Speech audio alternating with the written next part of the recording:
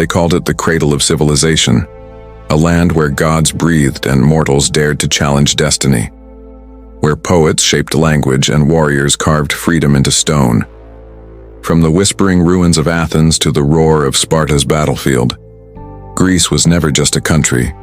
It was a dream the world learned to follow. Empires tried to break it. Centuries tried to erase it. But Greece always rose again.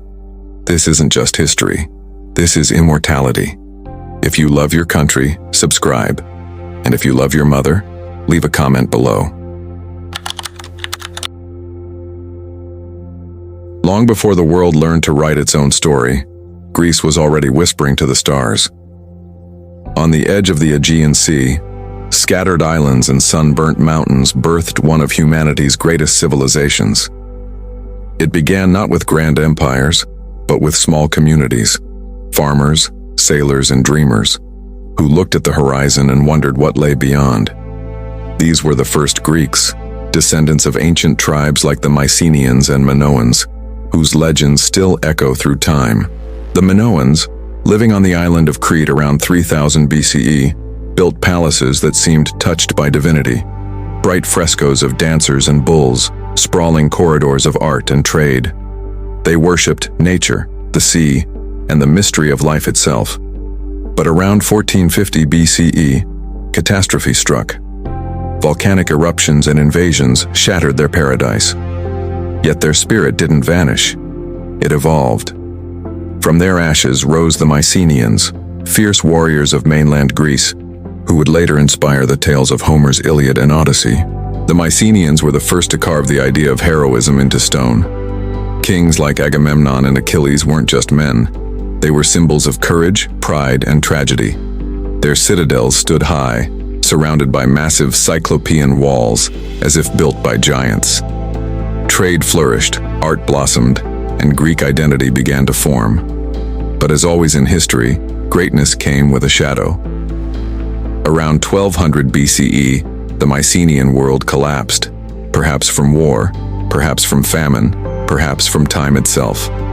What followed was a darkness, a period historians call the Greek Dark Ages. For centuries, Greece fell silent.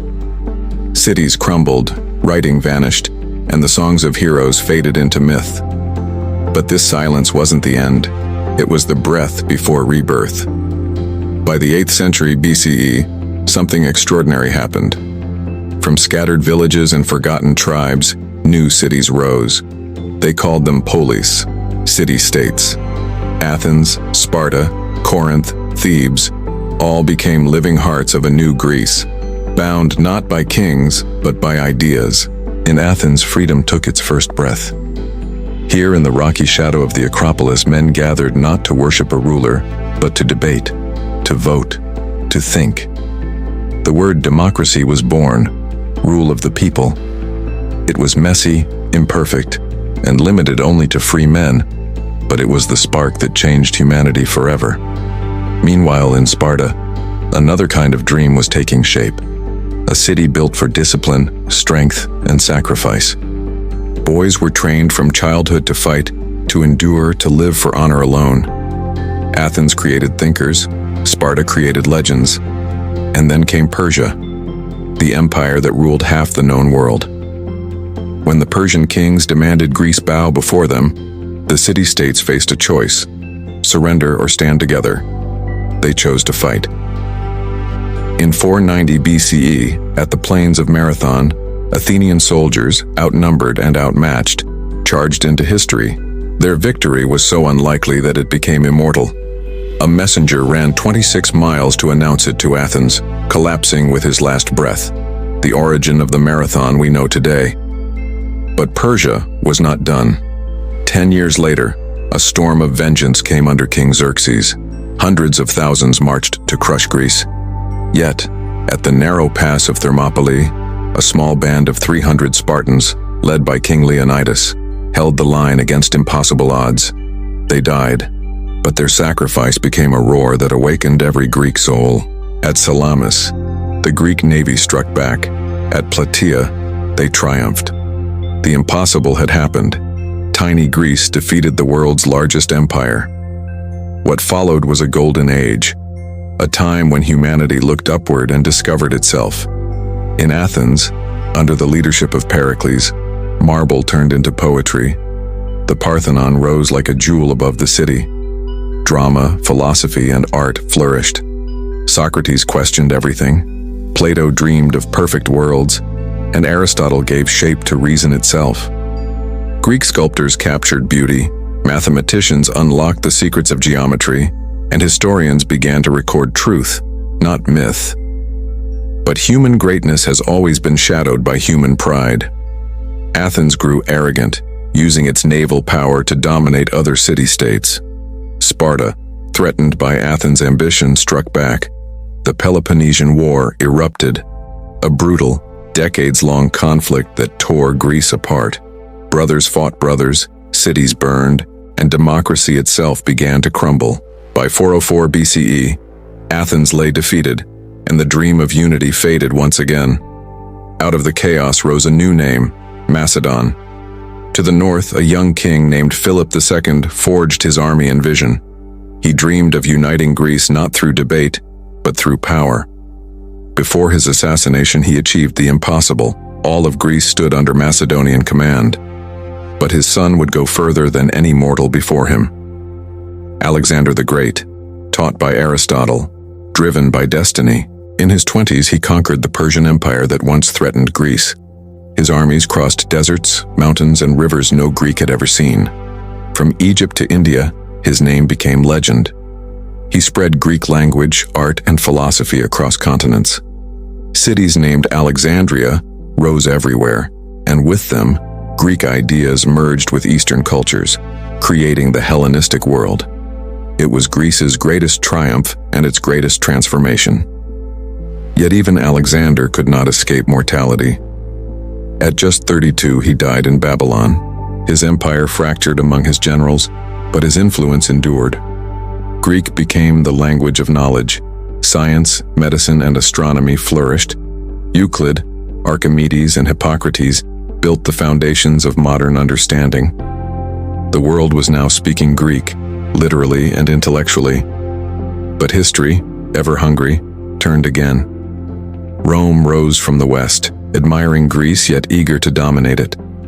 By 146 BCE, Greece fell under Roman control. But even in defeat, Greece conquered Rome not by the sword but by the mind. Roman architecture, philosophy, literature, all bore the mark of Greece. The gods changed names, but their spirits remained. Zeus became Jupiter, Athena became Minerva, but their stories lived on.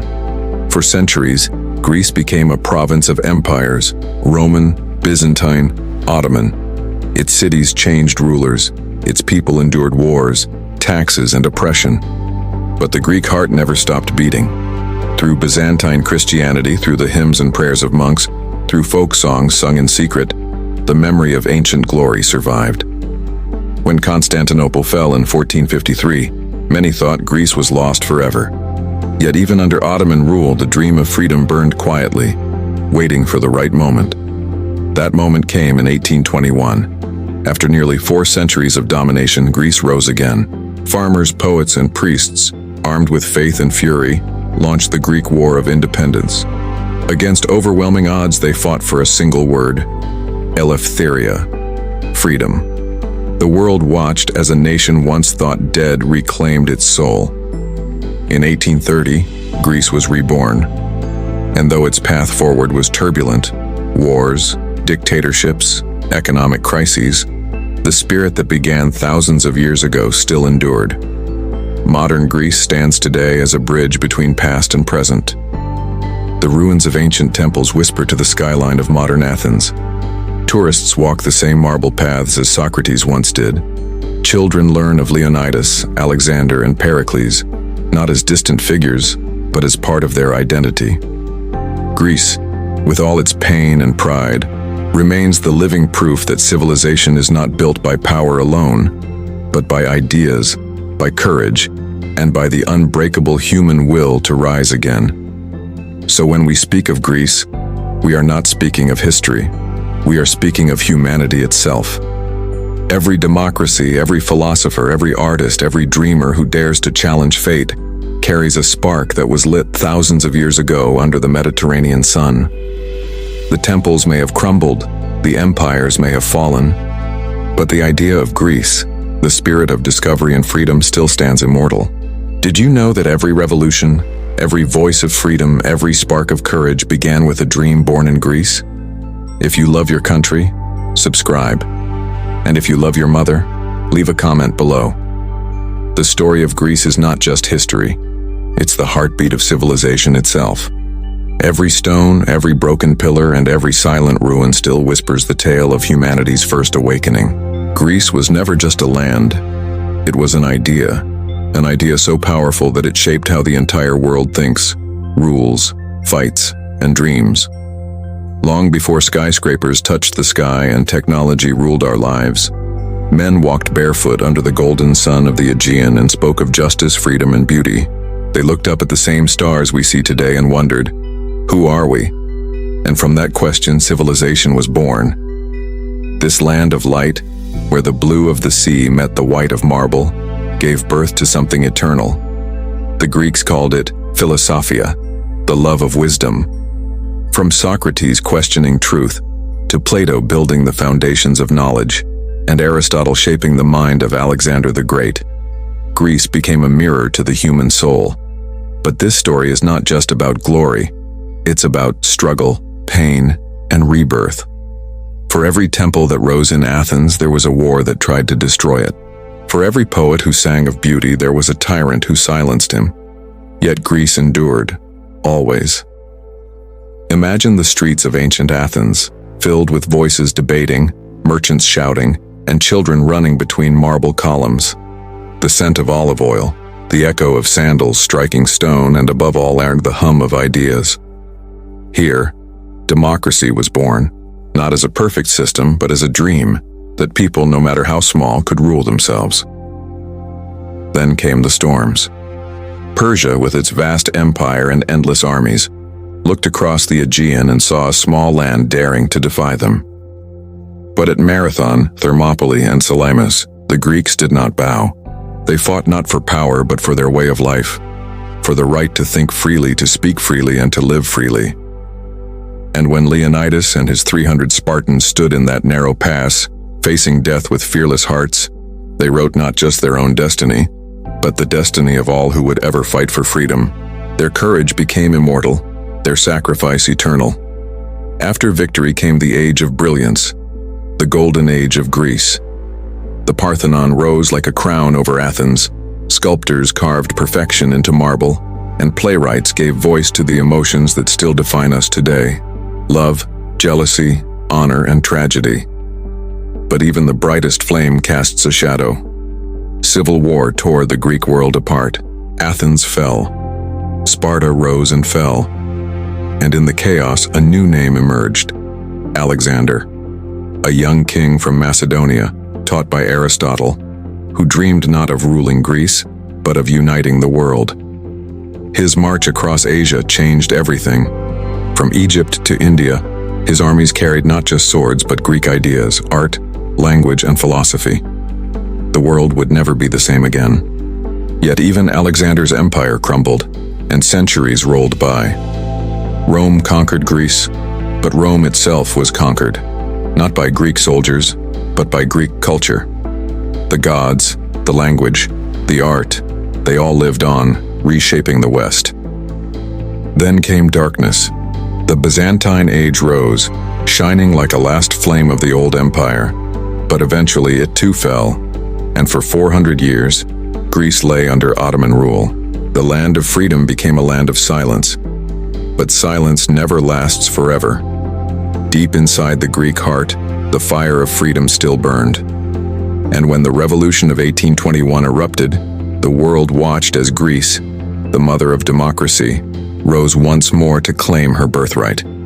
Villagers turned into warriors, poets turned into soldiers, and even across Europe, hearts burned for Greece's freedom. The ancient spirit had returned, and though the cost was great, the reward was greater: the rebirth of a nation. Today, Greece stands as more than just a country. It is a reminder that ideas can never be conquered. The stones of the Parthenon may be broken, but the spirit that built them still stands tall.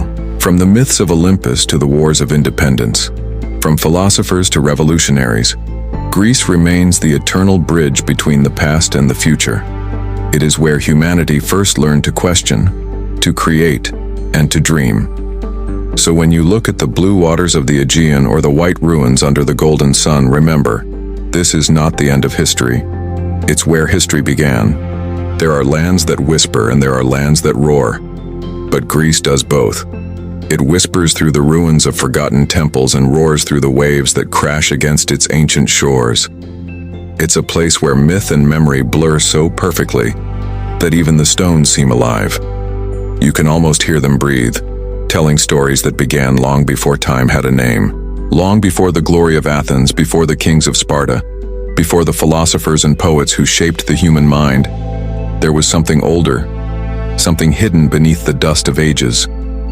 Beneath the soil of Greece lies a world that still defies explanation. Archaeologists have uncovered strange ruins, fragments of walls too perfect for their time, carvings of gods no one remembers, symbols that predate written language. The island of Crete, once home to the mysterious Minoan civilization, is one such enigma. Their palaces were built with impossible precision. Their art depicted bulls and labyrinths, and their people vanished long before Greece's known history began. Some say the Minoans were the real Atlanteans, the lost civilization that Plato himself wrote about. And then there is Santorini, a crescent island shaped like a broken ring. Thousands of years ago, it exploded in one of the most violent volcanic eruptions in human history, wiping out entire cities in fire and ash. What was once a paradise became a nightmare, a destruction so great that its memory echoed for centuries. Legends say that after this cataclysm, the world changed. Flood myths, tales of sunken cities, and the whispers of a proud people swallowed by the sea all trace their origins here, in Greek soil. But the mystery doesn't end there. Across the hills of the Peloponnese, in places like Mycenae and Tiryns, ancient citadels rise from the earth like the bones of giants. The Mycenaeans, fierce, ambitious, and proud, ruled these lands long before the classical age of Greece. They built walls so massive that later generations believed Cyclopes had constructed them. Their kings wore masks of gold, their armies sailed to distant lands, and their stories were immortalized in epics like the Iliad and the Odyssey. Yet the most haunting mystery of all is how they fell. One day their cities burned, their palaces collapsed, and Greece was plunged into darkness, a dark age that lasted for centuries. No one knows exactly why. Some say invaders came, others whisper of famine, rebellion, or divine punishment. But maybe, just maybe, civilizations, like stars, must collapse before they can be reborn. From this darkness, the first light of Greek identity began to glow again. Out of ruins rose a people who remembered fragments of old gods and half-forgotten heroes. They told stories to keep the past alive, stories of thunder-throwing Zeus, wise Athena, sea-born Aphrodite, and tragic Prometheus who stole fire from the heavens. These myths weren't just entertainment, they were survival. Each story carried the wisdom of a fallen world, coded in symbols only the soul could understand. Mount Olympus stood as the divine frontier between mortals and gods, a place shrouded in clouds and lightning. But what if Olympus was more than a mountain? What if it symbolized the eternal human struggle to rise beyond mortality, to reach for something higher even when destiny forbids it? That question became the heartbeat of Greek civilization itself. The Greeks didn't worship their gods with blind faith. They questioned them, debated them, even mocked them in plays. To be Greek was to challenge the divine, to ask questions that had no answers, to embrace chaos and still search for order. That spirit, the daring to wonder, became their greatest inheritance. But hidden beneath that brilliance lay something deeper, a constant sense of mystery that no philosophy could fully solve. How could a people so devoted to logic and reason also believe in fate, prophecy, and omens? Why did oracles speak in riddles that even kings feared to interpret? At Delphi, the heart of ancient Greece, stood the temple of Apollo, god of light, truth and prophecy. Here the priestess known as the Pythia sat above a crack in the earth, breathing in sacred fumes that were said to connect her to the divine. Rulers and warriors came from across the known world to ask her questions, yet her answers were always wrapped in mystery. When Croesus, the king of Lydia, asked whether he should go to war against Persia, the oracle replied, "If you cross the river, a great empire will fall." He went to war, and it was his own empire that fell. Even in wisdom, the Greeks found paradox. The truth, they believed, was never simple. It was a labyrinth, and only those who dared to walk its winding path could glimpse its center. Perhaps that's why the labyrinth itself became one of Greece's most haunting symbols. Deep within the myths of Crete lies the story of King Minos and the Minotaur, half man, half beast, trapped within an endless maze. Every year, young men and women were sent into the labyrinth as sacrifice, until one hero, Theseus, found the courage to enter and slay the monster. But was the Minotaur just a myth? Or a memory? A distorted echo of something that truly existed beneath the palace of Knossos? The deeper archaeologists dig into Greece, the more the line between legend and history begins to vanish. Buried beneath each layer of stone lies another, and another, stretching back into prehistory. Skeletons, frescoes, tablets. Each discovery whispers, there is more. And perhaps that is the greatest mystery of Greece, that it refuses to be fully understood. Because Greece isn't just a place you visit. It's a question that never stops asking itself. A mirror where humanity sees its own reflection. Glorious and flawed, wise and foolish, divine and doomed. Even today, as the sun sets over the Aegean and the sea glows gold, you can feel it, that ancient pulse, that whisper from another time. The waves still crash where heroes once sailed, and the winds still echo with the voices of gods. The land remembers, the ruins breathe, and if you listen closely enough, you'll hear it too. The sound of history's oldest heartbeat. As Greece rose from its mythical dawn, a shadow followed behind. A silent suspicion that every triumph carried within it the seed of its own downfall. The Greeks had built a civilization unlike any before it, but deep inside their brilliance lay the fear that the gods were watching, waiting to strike down pride with punishment. The people of Greece believed in reason, but they also believed in fate, and fate, they thought, had a cruel sense of balance. Every time man reached too high, something pulled him back. The Greeks even had a word for it, hubris, the arrogance of challenging the divine. For in every hero's heart there burned ambition, and in every victory a whisper warned, the higher you rise, the harder you fall. The philosophers spoke of truth, but even they doubted its purity. Socrates questioned everything, even his own knowledge. He believed that true wisdom lay not in knowing everything, but in knowing how little we really know. Yet Athens, the city that prided itself on freedom and reason, could not tolerate his questions forever. Suspicion turned inward. They accused their wisest man of corrupting the youth, and made him drink poison in the name of law and order. The very birthplace of democracy silenced the voice of doubt. And there, under the blazing sun of Athens, a quiet tragedy unfolded, not of blood and war, but of ideas and fear. It was a moment that revealed a dark truth. Even the most enlightened societies can become blind when threatened by their own insecurities. Across the Aegean, suspicion grew like a storm cloud. Greece was not one nation, but 100 city-states, proud, stubborn, and forever competing. Athens dreamed of wisdom and art. Sparta dreamed of strength and discipline. Corinth dreamed of wealth. But no dream could last forever when every city distrusted the other. The tension grew until it ignited, the Peloponnesian War. Brother fought brother, ally betrayed ally, and suspicion became the weapon sharper than any sword. Athens, shining with marble and glory, faced Sparta's iron in silence. The gods must have watched with pity as Greece, the mother of civilization, tore itself apart. Plague swept through Athens, poverty followed. Once mighty citizens starved as their empire cracked. When the dust settled, neither side had truly won, And Greece had lost something far greater than land. It had lost unity. The philosophers had warned it would happen. Plato dreamed of a republic where wisdom ruled over greed, but even he saw corruption lurking in human nature. His student Aristotle tried to build order out of chaos, studying logic, politics, and life itself. But the world outside his scrolls was already trembling, because far beyond Greece's borders, new powers were rising. To the north, in the mountains of Macedonia, a young and ruthless kingdom was watching.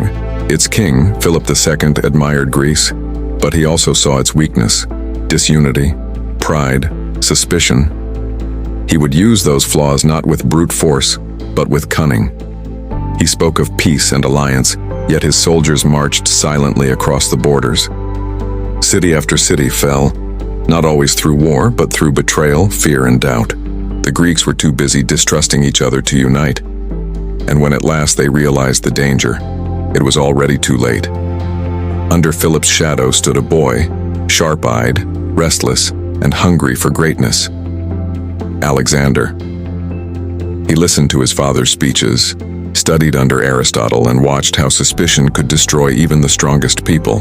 He swore that he would never allow fear to divide him. But history has a cruel sense of irony. The same suspicion that tore Greece apart would one day haunt Alexander himself. After Philip's death, a mysterious assassination still debated to this day. Whispers filled the royal halls. Was it Alexander who ordered his father's murder? Was it revenge, destiny, or just the curse of power? No one could prove it. But from that moment, the boy who would become Alexander the Great learned that trust is the rarest weapon of all. When he rose to lead, the Greek world united behind him. For the first time in centuries, he spoke of a single dream: to spread Greek thought, Greek art, Greek light across the world. Yet even as his armies marched through Asia, suspicion followed close behind. Generals plotted. Friends turned into enemies. Some said he believed himself a god. Others whispered that the gods had finally turned against him.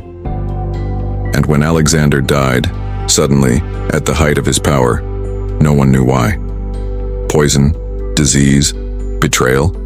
The greatest empire Greece had ever seen was left without a leader. Within days, his generals tore it apart, dividing his dream among themselves. Suspicion once again had claimed its victory. The world that Greece built was magnificent, but fragile. Behind every marble column stood a shadow. Behind every statue of a hero stood a warning. Greatness always comes with a cost.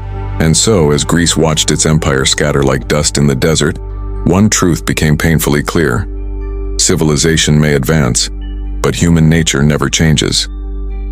The empire of Greece had fallen into pieces, but ideas, unlike empires, do not die. They move through time, invisible and unstoppable, shaping worlds that never even knew their source.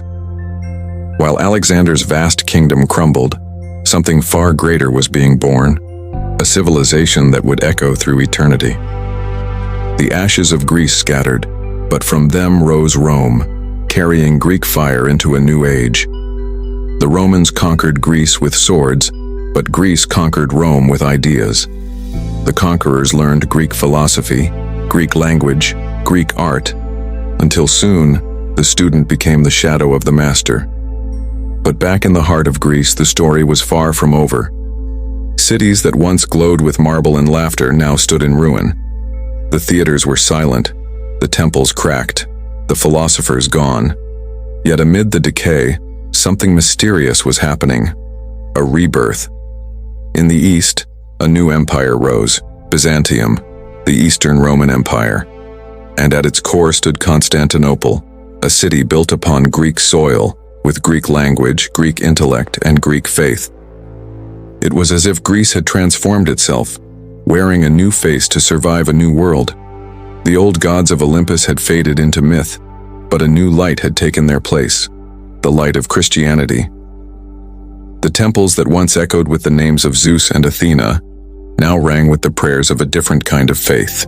And while the world outside sank into chaos, Byzantium stood as a beacon, the last flame of the ancient world still burning. For nearly 1,000 years, this Greek spirit endured, The art changed, but the precision remained. The philosophy adapted, but the curiosity lived on. Even the architecture, those great domes and golden mosaics, carried the soul of Greece into the future. But history is merciless. What rises must fall. And in the year 1453, after centuries of struggle, the unimaginable happened. The walls of Constantinople, the proud capital of the Eastern Greek world, trembled under the thunder of Ottoman cannons. The city's defenders, vastly outnumbered, fought like heroes from forgotten legends. For 3 days, the sound of steel and screams filled the air as the last emperor of Byzantium, Constantine XII, fought to the death. When the city fell, it was as if the last breath of ancient Greece was exhaled into history. Yet even in defeat, something strange happened. The flame did not die.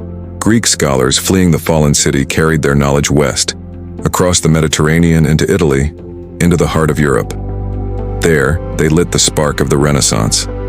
The rebirth of science, philosophy, and art, everything that would make Europe modern, began with the refugees of fallen Greece. Their manuscripts became Europe's textbooks. Their philosophies became Europe's awakening. And once again, Greece changed the world, this time from the shadows. But while the West rose on the wings of Greek wisdom, the land of Greece itself remained under the heavy hand of Ottoman rule. For 400 years, the cradle of democracy became a prisoner of empire. The people who had taught the world freedom now had none. Yet even under chains, the Greek heart never surrendered. In the mountains and villages, songs were sung in secret. Songs about heroes, gods, and liberty. Children were taught to read the language of their ancestors in hidden schools. The flame burned quietly, unseen but alive. And then, in 1821, that flame exploded. The Greek War of Independence began. Farmers became soldiers, poets became revolutionaries, priests became warriors. Against one of the mightiest empires on earth, Greece rose again. Not with armies of iron, but with faith in their own history. They fought for years, bleeding, starving, but never breaking. Towns were destroyed, families slaughtered, yet the cry for freedom only grew louder. And when the dust finally cleared, the impossible had happened. Greece was free once more. But this freedom came at a price. The land was shattered, the people exhausted, and the dream of a united Greece was far from complete. The centuries that followed were filled with wars, betrayals, occupations, and struggles for survival. Still, every time Greece fell, it stood again. Like the marble statues that refused to crumble, the Greek soul refused to vanish. In the early 20th century, the world was again in chaos. World wars erupted, borders shifted, empires burned, and Greece found itself fighting once more, first for survival, then for dignity. During World War II, the Greeks stood alone against invasion. When fascist forces demanded surrender, the Greek reply echoed through time. Oxai, no. That single word became a symbol of defiance. Against impossible odds, the Greeks fought with the same courage that had burned in Leonidas's chest 2,000 years earlier. Even when conquered, they refused to be broken. And when the war ended, Greece rose once again, scarred but proud. The years that followed were hard. Civil war tore the nation in two. Dictators ruled, then fell. But the Greek people, shaped by millennia of struggle, endured. Because Greece was never just marble and myth. It was resilience. It was memory. It was fire. Today, as tourists walk among the ruins of the Parthenon, few realize that beneath those stones lies the blood of thousands of years of struggle. Greece has seen empires rise and fall, Rome, Byzantium, Ottoman, even modern powers, but it remains, always remains. Its history is not just in museums. It lives in every olive tree, every wave, every word spoken in its ancient language. The same spirit that questioned the gods, that built democracy, that faced the impossible, still burns in the eyes of its people. From Alexander's sword to Socrates' question, from Leonidas's shield to the songs of resistance, everything comes full circle. Greece is not a chapter in human history, it is the entire book. And as the sun sets over the blue horizon of the Aegean, it is as if time itself pauses, to honor the land that taught the world how to live, how to think, and how to fight for freedom. Greece did not simply live in history, it created history. Its influence stretches far beyond its sunlit islands and marble temples. It carved the very foundation of the world we know today. The ideas, art, and philosophies born in Greece are not relics of the past. They are the blueprint of modern civilization. Democracy, the word itself, comes from the Greek demos, people, and kratos, power. The Athenians, for all their imperfections, gave the world the first taste of self-governance. They debated in public squares, voted in assemblies, and dared to question authority. This was not just political innovation, it was a social revolution that redefined the relationship between rulers and citizens. Every modern parliament, every elected government, owes its roots to this audacious experiment in freedom. Philosophy, too, flowed from Greece like an unstoppable river. Socrates questioned everything, demanding that humans examine their lives. Plato imagined a world governed by reason and justice, a vision that still guides ethical and political thought. Aristotle dissected nature and human behavior, laying the groundwork for centuries of science, logic, and inquiry. Today, schools and universities around the globe teach Greek philosophy not as history, but as the lifeblood of critical thinking itself. Art and architecture, born under the Mediterranean sun, shaped aesthetics for millennia. The Parthenon, with its flawless proportions, embodies balance, harmony, and perfection. Greek sculpture captured motion, emotion, and divine beauty in stone, a technique so revolutionary that even centuries later, Renaissance masters revered it. From the curves of Aphrodite to the might of Zeus, Greek artistry taught humans to see beauty not merely as decoration, but as a reflection of the soul. Science and mathematics, too, were transformed by Greek minds. Pythagoras, Euclid, and Archimedes did not just calculate or measure. They questioned the principles underlying reality. Their discoveries echo through modern engineering, astronomy, and medicine. Concepts that seem natural today, geometry, ratios, the study of the cosmos, were first imagined in small towns and crowded academies of ancient Greece. Even literature carries the imprint of Greece. Homer's Iliad and Odyssey are more than epics. They are the lens through which humanity first understood heroism, fate, and human emotion. Tragedy and comedy, pioneered by Aeschylus, Sophocles, and Aristophanes, gave form to storytelling itself. These works remind the world that human struggle, humor, and morality are universal, timeless, and eternal. Greek culture also spread through the Hellenistic period, carried on the shoulders of Alexander's conquests. Cities built in his name, Alexandria, Antioch, and beyond, became hubs of learning, trade, and cultural exchange. Greek language and ideas merged with local traditions, creating a network of knowledge that stretched from the Nile to the Indus.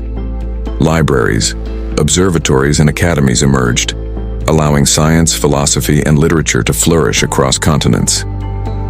Yet Greece's societal impact is not confined to ancient history. Its struggle for freedom and identity inspired modern nations.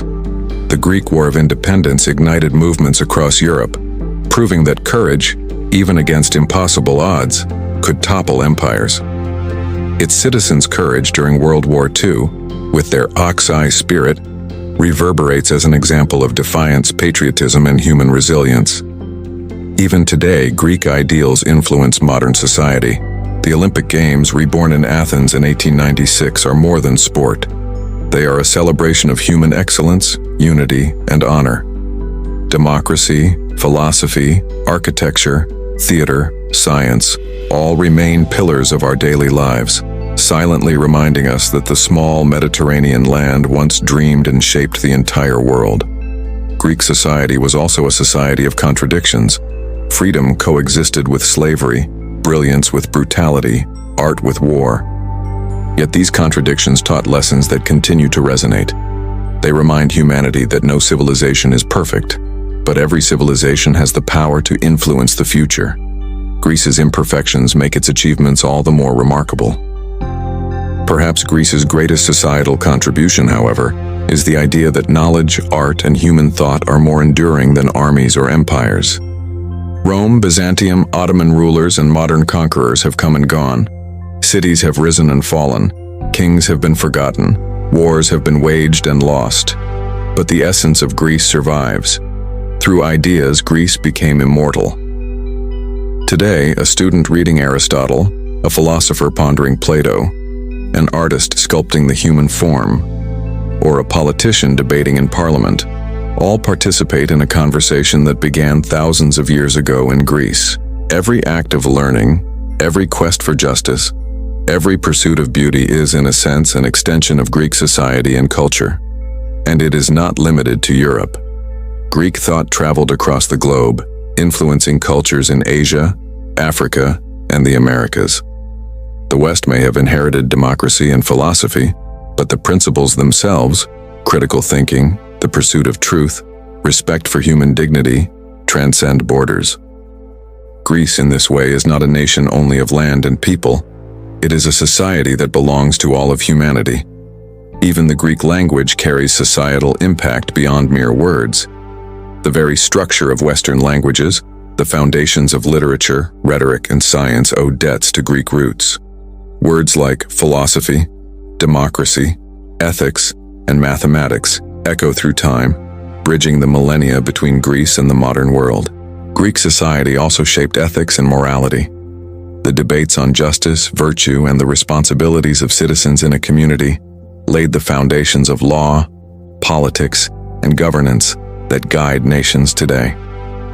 Athens's assemblies, courts, and public debates were the first laboratories of civic responsibility. What began as a small city-state experiment now informs the lives of millions worldwide. From art, literature, and philosophy to science, politics, and morality, Greece's societal impact is impossible to measure. Its influence is everywhere, in our governments, our schools, our theaters, our sports, and our thinking.